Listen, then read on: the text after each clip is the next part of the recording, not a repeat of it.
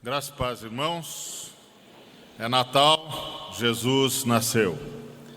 E hoje eu queria conversar exatamente sobre isso e, portanto, gostaria de convidá-los a abrirem as suas Bíblias comigo. Primeiramente, no Evangelho segundo Lucas, no capítulo 1, nós vamos ler apenas um versículo de número 38. Evangelho segundo Lucas, capítulo 1, versículo 38, que diz o seguinte: Maria respondeu: Eu sou uma serva de Deus. Que aconteça comigo o que o Senhor acabou de me dizer. E o anjo foi embora. O segundo texto que eu gostaria de convidá-los a ler está no Evangelho segundo Mateus. Evangelho segundo Mateus, também no capítulo 1, e nós vamos ler o versículo de número 24. Quando José acordou, fez o que o anjo do Senhor havia mandado e casou-se com Maria. Pai querido, obrigado pelo que já nos falaste, que a tua palavra continue nos atingindo com graça, com misericórdia e com poder, em nome de Cristo Jesus. Amém. É Natal, Jesus nasceu, e quando nós lemos esses dois versículos, nós apreendemos uma grande verdade a respeito do Natal. E essa grande verdade acerca do Natal é que é Natal porque Deus encontrou parceiros. O Natal é fruto de uma parceria entre Deus e algumas pessoas que se dispuseram a fazer o que Ele lhes ordenara, sem titubeio, sem nenhuma tergiversação, simplesmente fizeram. O primeiro caso é o caso de Maria, uma jovem adolescente no norte de Israel, visitada por um anjo, e o anjo então lhe descreve o propósito de Deus, e o anjo lhe diz que ela será mãe de uma criança, que essa criança será conhecida como filho de Deus. Ela fala ao anjo das suas impossibilidades, dos seus limites, das suas limitações. O anjo então lhe diz que ela será suprida em todas as suas necessidades pela ação do Espírito Santo de Deus, que é o Espírito Santo de Deus que vai operar esse milagre. E então o anjo fica aguardando a resposta de Maria. E Maria responde: Eu sou a serva do Senhor. Cumpra-se em mim segundo a tua palavra. E o segundo texto que nós lemos fala de um outro parceiro de Deus. E esse parceiro é José. José é o jovem de quem Maria está desposada, ou seja, a quem Maria de fato está prometida como esposa e que em breve se casaria com ele. Ela está grávida. Isso chegou aos ouvidos de José. José não sabe o que fazer. Intenta abandoná-la secretamente no intuito de poupá-la de um desfecho trágico, um desfecho que levaria provavelmente à lapidação de Maria e à sua morte, e consequentemente à morte do seu filho. Ele então intenta uma forma de salvá-la dessa situação trágica, drástica e cabal. E é nesse trâmite, nessa angústia, nesse momento de pensar, de processar, de planejar, de descobrir a melhor forma, que ele em sonho recebe a visita do anjo, o mesmo anjo que havia visitado Maria. E o anjo explica a ele, da mesma forma que havia explicado a Maria, tudo o que estava contemplado naquele movimento de Deus. O movimento de Deus numa grande sinfonia, uma sinfonia eterna. E as Escrituras dizem que José ouviu e obedeceu. Que acordando do seu sono, fez exatamente como a palavra de Deus ordenara. Jesus nasceu porque encontrou uma moça pronta a passar por agruras inimagináveis por causa dele. Uma moça que poderia ter dito: olha, O que o Senhor está pedindo é demais para mim. Eu até poderia cooperar, mas a minha comunidade não vai entender isso jamais.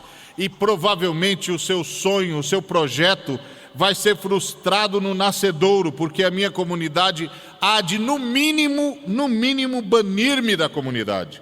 E ele vai ser criado como um bastardo, e eu não tenho dúvidas de que, sendo criado dessa forma, ele não terá condições de cumprir o teu propósito. Ela poderia ter advogado: Senhor, esse caminho não é o melhor caminho, porque esse caminho vai inviabilizar a minha vida e provavelmente vai inviabilizar o seu projeto, o seu plano. A comunidade não vai conviver com isso.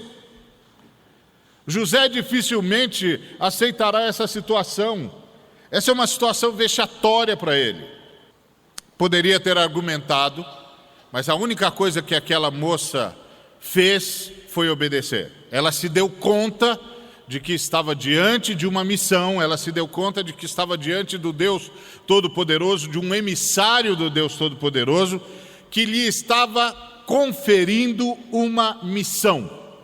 E ela simplesmente creu que o Deus que a estava escolhendo também preservaria o seu plano, preservaria a sua vontade, faria com que o que ele decidiu que acontecesse, de fato se realizasse. E ela decidiu obedecer, sem saber qual o custo de tudo isso. Não havia como calcular. O custo poderia ser tão alto que provavelmente nós não tenhamos condições culturais para descrevê-lo.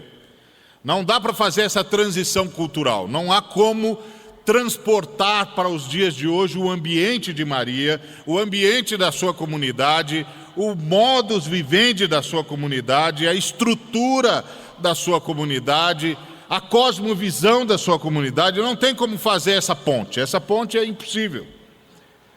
Portanto, é um custo que nós sabemos extremamente alto, um custo extremamente denso, extremamente arriscado, perigoso, mas que nós de fato não conseguimos dimensionar, porque não há ponte cultural possível. Mas essa moça, diante de toda essa situação, de toda essa perigosa situação, disse sim. E Deus pôde então fazer a sua vontade acontecer. Ele pôde germinar o seu filho, porque encontrou uma parceira. Encontrou uma moça disposta a obedecer. Encontrou uma moça disposta a entregar-se. Encontrou uma moça disposta a obedecer sem medir as consequências, sem calcular os custos. Tão somente obedecer. Mas o Senhor precisava de mais. O Senhor precisava que Jesus cumprisse todas as profecias, e uma das profecias, se não a profecia central, era de que ele seria filho de Davi. E para ser filho de Davi, ele precisava que José, filho de Davi, não só se casasse com Maria, mas adotasse aquele menino como seu filho e passasse a ele todos os seus predicados, seu nome, sua linhagem, sua profissão, fizesse daquele menino seu discípulo. E ele encontrou em José esse homem, um homem que estava em dúvida, estava angustiado, não estava entendendo direito o que estava acontecendo, tinha recebido um choque, tinha recebido de fato um choque imenso, de uma potência que nós hoje também não podemos calcular. Estava atônito com tudo o que estava vendo, perplexo, sem saber como responder a essa situação, quando então Deus intervém na sua história. Num sonho, o mesmo anjo lhe aparece e lhe conta a mesma história. E mais uma vez Deus encontra um parceiro. E esse parceiro foi vital para que houvesse o nascimento prometido do Salvador desejado. Ele foi vital porque ele era o filho de Davi. Então ele, quando aceita cumprir a vontade de Deus, imediatamente cumpre a profecia. e ele será filho de Davi. Imediatamente, a aceitação daquele homem, quando ele simplesmente no seu coração dispôs-se a obedecer, naquele momento, uma profecia levada a efeito, anunciada há séculos atrás, acabara de ter o seu cumprimento, porque Deus encontrou um parceiro. Porque Deus encontrou um cúmplice, que disse sim. E ao dizer sim, cumpriu a profecia, porque naquele instante, aquele garoto que estava sendo gerado no ventre daquela moça, não era mais um bastardo, não era mais uma criança sem história, não era mais uma criança sem genealogia, não era mais uma criança sem ancestralidade, não era mais uma criança sem predicados, ele era agora o filho de Davi. Porque Deus encontrou um parceiro, porque Deus encontrou um cúmplice, que disse sim, não só me casarei com Maria, como adotarei esse menino como meu primogênito. E foi isso que ele fez, e o adotou, e o protegeu, esteve com ele, obedecendo cada uma das ordens de Deus. Deus disse, levanta, vai para o Egito. Ele esperou o momento adequado, a noite chegar, bolou um plano, estabeleceu uma estratégia, levou Maria, a criança, para longe daquele lugar, para longe de Herodes, para longe dos seus sequazes, para longe dos seus asseclas, para um lugar de segurança, exatamente como Deus havia dito. E ali, ele não era só mais um homem obedecendo a Deus, ele já era um homem cooperando com Deus, porque Deus disse, levanta e vá, leva a criança para o Egito, e ele levantou-se, aguardou a noite chegar, esperou o momento, criou todo um ambiente de tranquilidade, e à noite, quando ninguém podia vê-lo, quando os vizinhos estavam dormindo, quando ninguém poderia dizer ou dar notícia dele, ele saiu com a criança e com a sua mãe. E quando ele estava lá no Egito, e depois que morreu Herodes, o Senhor visita novamente a esse homem e diz, volta para Israel. Aqueles que queriam tirar a vida do menino já morreram. E ele volta. Mas ele volta fazendo perguntas, inquirições, quem é que está reinando, quem é que substitui Herodes, quem assumiu o lugar dele no trono, e aí dizem-lhe Arquelau. E o que se fala de Arquelau? E Arquelau é muito pior do que o pai. Arquelau é terrível. Arquelau é tão terrível que o próprio César está preocupado com ele, de tão terrível, de tão doloso que ele é. Então José para e volta a conferir aquela ordem com o próprio Deus e argumenta com Deus, e uma coisa extraordinária acontece, Deus concorda com ele. E mais uma vez à noite o anjo visita e diz, então vá para Nazaré. E ele vai para Nazaré e mais uma vez uma profecia se cumpre. E aquele homem se identifica com aquele menino, e aquele menino se identifica com aquele homem, e aquele homem lhe ensina as primeiras letras, e aquele homem lhe ensina o seu ofício, e aquele homem o protege de toda a comunidade, porque quando a comunidade teceu comentários acerca de Jesus, os comentários que a comunidade de Nazaré fez foi, não é este o filho do carpinteiro? O que quer dizer que aquele homem protegeu aquele menino, que aquele homem passou a imagem para a comunidade de que aquele menino era o seu primogênito, e foi assim que a comunidade o viu o tempo todo como o filho do carpinteiro, o filho de José. E o próprio Jesus reconhece isso, e o próprio Jesus se vê assim, porque quando Filipe vai chamar a Natanael, ele diz, achamos o Salvador. Achamos o prometido, Jesus, filho de José. E como é que ele sabia disso? Porque no dia em que ele saiu com André atrás de Jesus, após ter ouvido João dizer, este é o Cordeiro de Deus que tira o pecado do mundo, ele certamente perguntou-lhe, quem é o Senhor? E ouviu a resposta que todo judeu recebia quando fazia essa pergunta. O nome da pessoa e o nome do seu pai. Com quem que ele se identificava? Quem lhe dava a identidade? E eles certamente ouviram Jesus dizer, eu sou Jesus, filho de José. O Natal aconteceu porque Deus encontrou parceiros. O Natal aconteceu porque Deus encontrou uma mulher pronta a obedecer. O Natal aconteceu porque Deus encontrou um homem pronto a obedecer.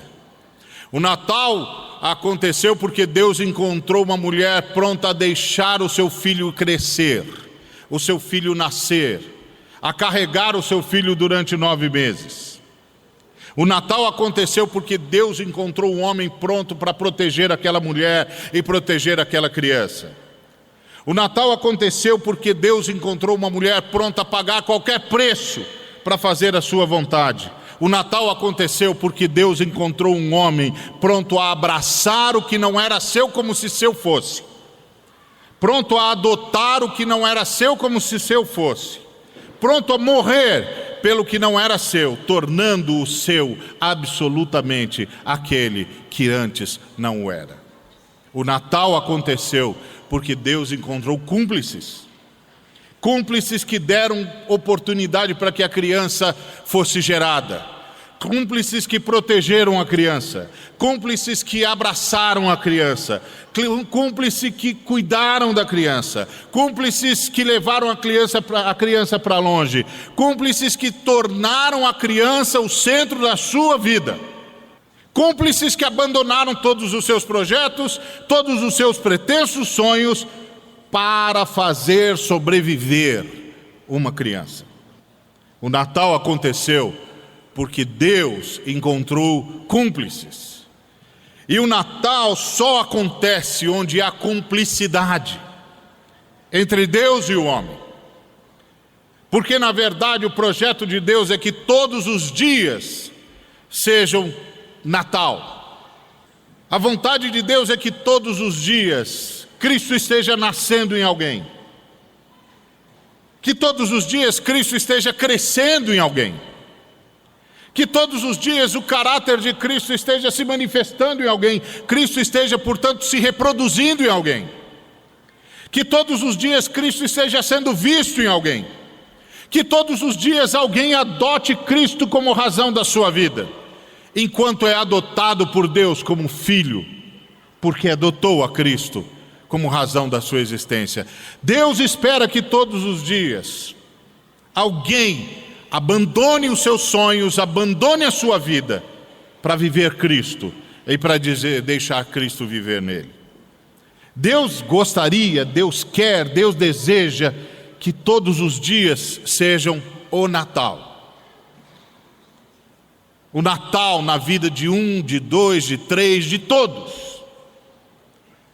Só há Natal e só haverá Natal onde houver cumplicidade com Deus.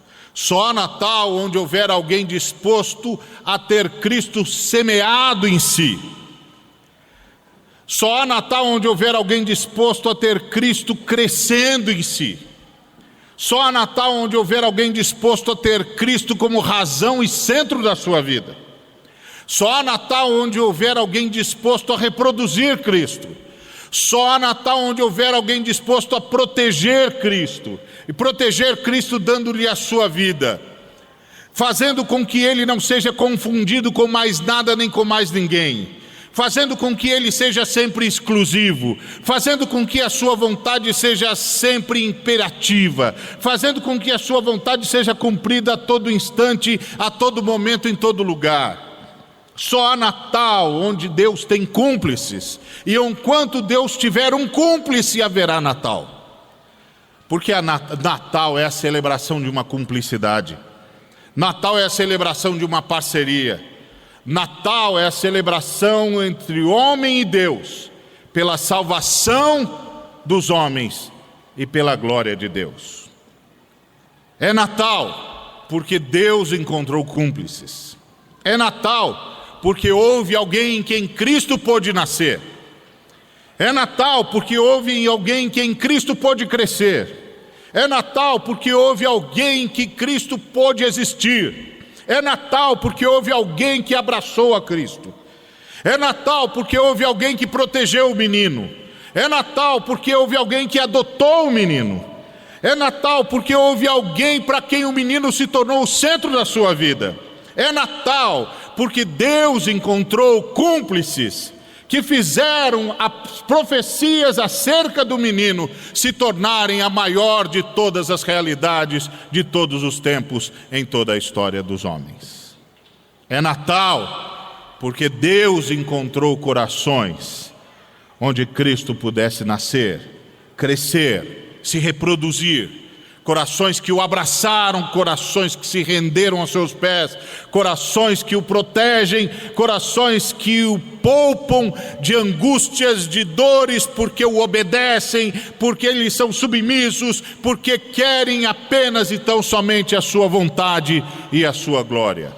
É Natal, porque Deus teve um lugar para descansar. É Natal, porque Deus teve um lugar para nascer. É Natal porque Deus teve um lugar para crescer. E só há Natal onde há parceria. E só tem Natal quem está nessa parceria. Nunca haverá Natal para os Herodes. Nunca haverá Natal para os indiferentes. Nunca haverá Natal para os que viraram as costas, para os que fecharam as portas. Sempre haverá Natal para os cúmplices de Deus, mesmo que tudo o que eles possam oferecer-lhe seja uma manjedoura. Haverá Natal onde houver cumplicidade. E o nosso desejo hoje é que seja Natal para você. Que seja Natal em você. Que seja Natal a partir de você. Que seja Natal para a sua salvação e para a glória de Deus. Que seja Natal para que Cristo seja visto em você e através de você. Que seja Natal por causa de você. Que seja Natal na vida de tantas e quantas pessoas estiverem à sua volta, por causa de você. Que seja Natal. Que Deus encontre em mim e em você um cúmplice, um lugar de descanso, um lugar onde Cristo pode nascer, crescer, desabrochar, reproduzir-se, ser protegido, onde Ele é tratado com exclusividade e onde nada mais ocupa o lugar que é dele e nada concorre com ele. Que seja Natal em você, minha irmã, meu irmão. Que seja Natal para você, minha irmã e meu irmão. Que seja Natal por causa de você, para você e para a glória de Deus. E se for Natal em cada um de nós, será o Natal de todos nós. Será o Natal em todos nós. Será o Natal a partir de todos nós. Será o Natal para todos, por causa de todos nós. Será o Natal de Cristo, o Cristo que hoje tem um corpo onde cresce, onde domina, onde reina, onde se reproduz e de onde comanda e irradia a sua glória. Que seja Natal. Que seja um feliz Natal. Que Deus nos abençoe.